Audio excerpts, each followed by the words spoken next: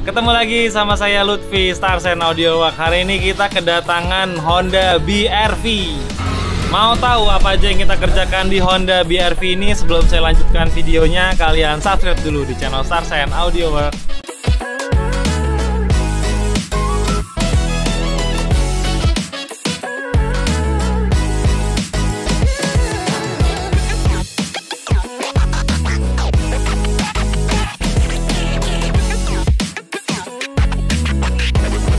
Jadi Honda BR-V ini datang ke sini tadi pagi dengan keluhan berisik banget.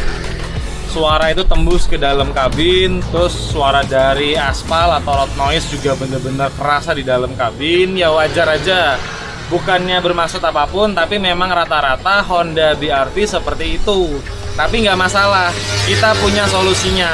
Yaitu kita mau kasih peredam full tanpa plafon, dan bagian yang mau kita kasih itu meliputi lantai dasar full, 5 pintu, pintu depan 2, pintu tengah 2, pintu bagasi 1, sama tepung belakang kiri kanan. Kali ini di Honda BR-V bahan yang mau kita pakai peredam rubber batil dari Jacaranda. Ini bener-bener murni rubber batil, bukan aspal, dan ini tidak beracun, tidak berbau, dan enteng banget. Banyak yang ngirim pesan WA ke saya atau nanya lewat WA saya, kenapa saya tidak menggunakan peredam aspal? Saya sudah berulang kali menjelaskan.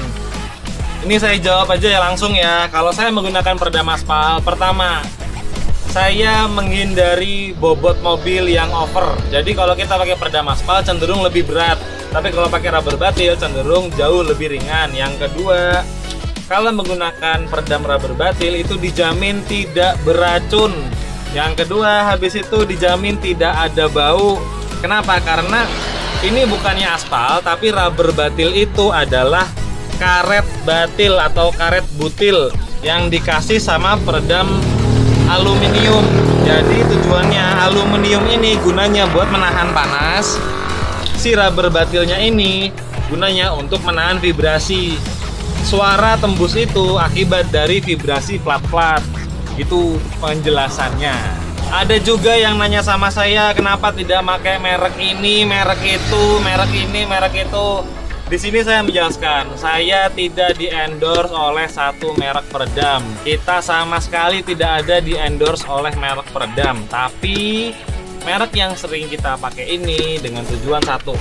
Karena kita sudah berulang kali ya trial terus sampai ketemu racikan peredam yang paling murah, tapi kualitasnya juga sebanding dengan peredam mahal, sehingga konsumen itu tidak perlu mengeluarkan uang yang besar banget. Tujuannya apa? Bisa terjangkau di semua lapisan masyarakat. Jadi kalau peredam itu di sini nggak sampai habis belasan juta, itu enggak.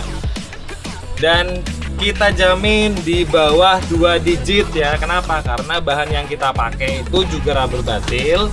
Tapi yang kita utamakan adalah pola pemasangan. Kenapa? Karena di ujungnya mau merek bagus atau merek yang top grade-nya, cuman pemasangannya asal-asalan, hasilnya juga pasti dijamin kurang. Tapi kalau merek biasa, cuman pola pemasangan kita bener-bener rajin dan rapi dan bener-bener rapet, serta kita ngasihnya nggak sekitar 1 lapis ya, tapi bisa 2 lapis, bisa 3 lapis. Itu suaranya bisa bener-bener diadu sama peredam yang mahal. Dan di sini kalian jangan salah tangkap. Saya tidak sebutkan merek peredam.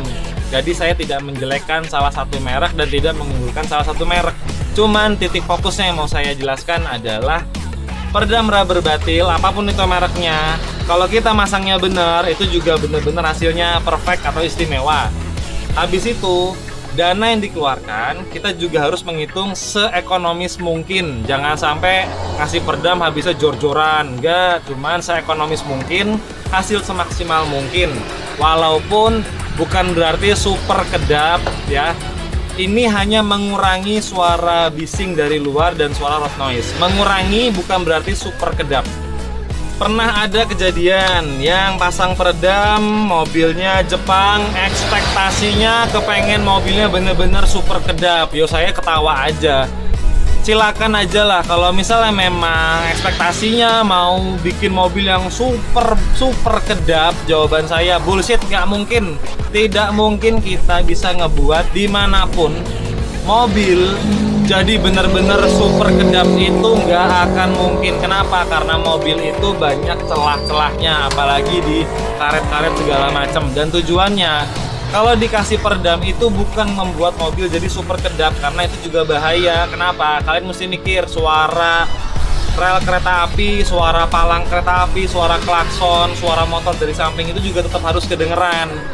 Dan begini, kalau mobil Jepang itu memang cenderung lebih tembus suaranya daripada mobil Eropa gitu. Oke, nggak usah kebanyakan basa-basi, kita lanjut gaspol. Honda BR-V ini kita kebut 4 jam selesai. A few moments later. Oke, proses pemasangan peredam sudah selesai. Itu dari 5 pintu udah bener-bener kita lapis, sudah bener-bener rapet banget sekarang. Lantai juga sudah full kita kasih peredam. Terus untuk bagian tepong-tepong ini kita kasih 2 lapis. Udah bener-bener jauh lebih bisa ngeredam getaran dan ngeredam suara. Yuk sekarang dengerin dari suara paling belakang, tepong kanan belakang. Udah bener-bener padat banget. Pintu juga sudah bener-bener jauh lebih padat. Dan suara buka tutupnya bener-bener beda banget sampai ke pintu depan.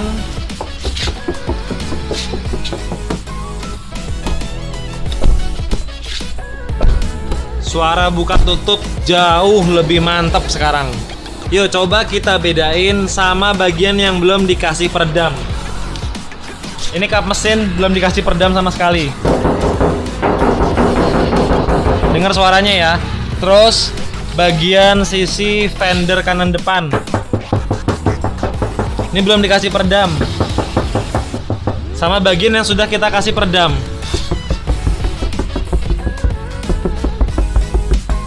Beda banget kan? Oke, setelah semua kita pasang peredam, kita juga sudah bersih-bersih. Habis ini tinggal kita kembalikan lagi ke posisi semula. Jadi pola pemasangannya, kita pasang lantai dasar dulu atau karpet dasar dulu. Habis itu kita pasang dek-dek semuanya. Baru kita pasang jok di terakhiran sebagai finishing. Oke, sekarang semua dek-dek, terus karpet dasar sama lantai, terus jok, dek belakang juga sudah kita pasang. Kalian bisa lihat udah kembali utuh lagi. Ini sudah selesai pengerjaan kita untuk peredamnya. Tapi habis ini kita mau tambahin audionya, mau kita suntik dengan prosesor sama subwoofer kolong, jadi biar suaranya makin istimewa. Prosesor yang mau kita pasang di Honda BR-V ini kita pakai dari Kodiya, karena kan waktu mobil kesini sudah ada head unit Android 9in. Nah ini tinggal kita tambahin prosesor sama tambahin subwoofer kolong dari Fox. Untuk bagian speaker kita masih menggunakan speaker aslinya, sengaja kita pertahankan, dan Twitter juga masih pakai bawaan aslinya. Kita ngejar ke bener-bener OEM looknya. Jadi yang kita tambahkan hanya prosesor dan subwoofer kolong. Tujuannya apa? Kita nggak ada motong kabel, nggak ada ganti-ganti Twitter. Ini murni masih bawaan mobil, cuman kita tingkatkan suaranya biar makin enak buat di jalan. Sama subwoofer kolong ini gunanya buat neken bassnya semakin keluar. Oke, untuk bagian subwoofer kolongnya ini dia yang saya jelaskan, 8in dari Fox. Mereknya tulisannya Z Fox. Nanti posisinya kita taruhnya di bawah bangku depan sebelah kiri. Nanti kita taruhnya berhadapan sebelah kayak gini. Sekarang kita gas dulu, kita pasang perangkat audionya. Habis ini kita masuk ke sesi cek sound. Gimana hasil suaranya di Honda BR-V ini. Oke, sekarang kita masuk ke sesi cek sound. Gimana hasil suara di Honda BR-V ini? Yuk kita dengerin bareng-bareng.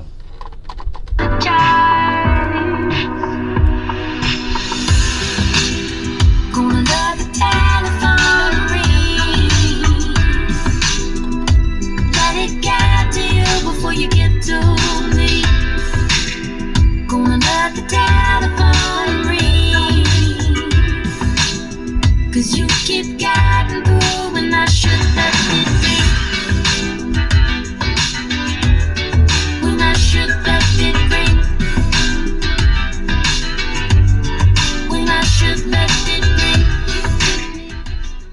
Jadi sekarang suara vokal itu bener-bener rata di atas dashboard sini, dan bass itu bener-bener maju ke depan sini. Seakan-akan ya suara bass itu keluarnya dari di atas lubang AC ini di bawah spion. Padahal posisi subwoofer itu ada di bawah jok. Dan speaker ini masih pakai speaker bawaan asli mobil, dan tweeter juga tweeter asli bawaan mobil. Untuk sisi kedapnya suara sekarang sudah jauh lebih baik daripada saat mobil pertama kali kesini. Coba tebak berapa kira-kira habisnya biaya untuk bangun peredam dan suntik prosesor dan kasih subwoofer kolong. Ini habisnya Rp9.500.000, pengerjaan dari pagi sampai dengan sore selesai. Jadi orisinil mobil tetap dapat, mobil juga bener-bener kedap.